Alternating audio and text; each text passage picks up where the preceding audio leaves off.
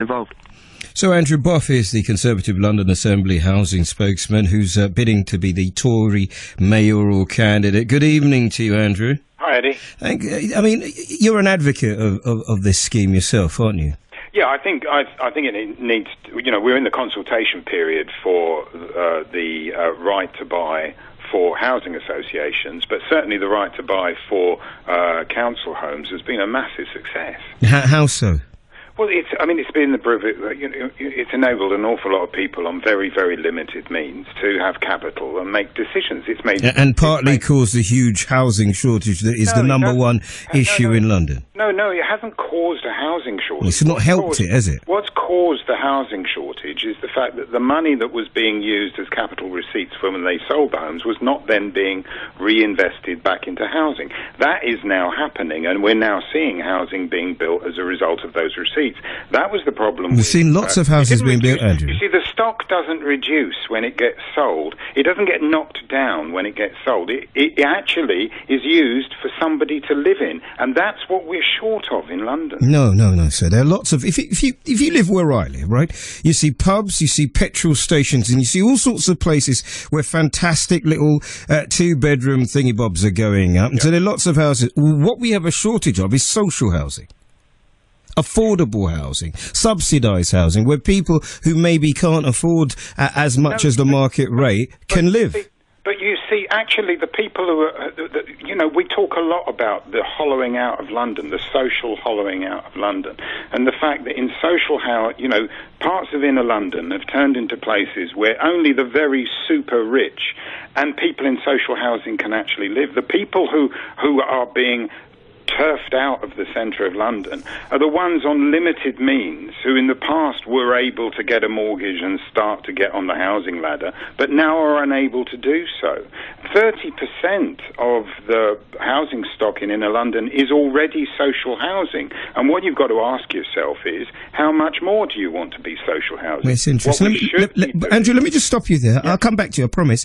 Let me bring another Andrew in. Andrew Teacher is an independent property consultant. Andrew, good evening. I know we're moving it off. I mean, because essentially Drive Time has spent an awful lot of time on housing, social housing, housing stock, and the like.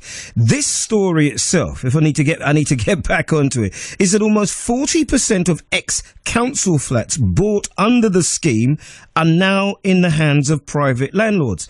That's a disaster, isn't it?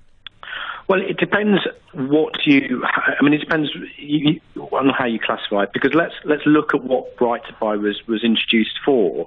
I mean, as Andrew's just said, it was a scheme introduced by Margaret Thatcher under the purposes of giving people on limited incomes, giving them some capital, giving them a say in society, in quotes, under this sort of conservative perspective that you're somehow second class if you don't own a house. And that's the fundamental problem we have in this country. It isn't a shortage of social housing, it's a shortage of all types of housing. I think London, a third of people in London rent privately. So I disagree with you on that point. We need all sorts of housing. But the fundamental principle that everyone should own, that I believe is wrong, and that is what has driven a lot of the problems we've had. Because Right to Buy as a scheme was a fairly laudable idea, but the concept of subsidising people into ownership, frankly, doesn't really make sense. It's interesting, because I kind of struggle to see how you can agree with one part of it and not the other. When I grew up in a council flat, it was not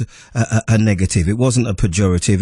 Lots of people lived there. We knew everybody. I didn't feel a less of a human being because I grew up on a council flat. Now I talk to people who live on council flats who don't own their own property and who feel like they live in real... I mean, there are all sorts of words I could use to describe it on the radio, but they would all result in me losing my job. But it's seen as some kind of real negative.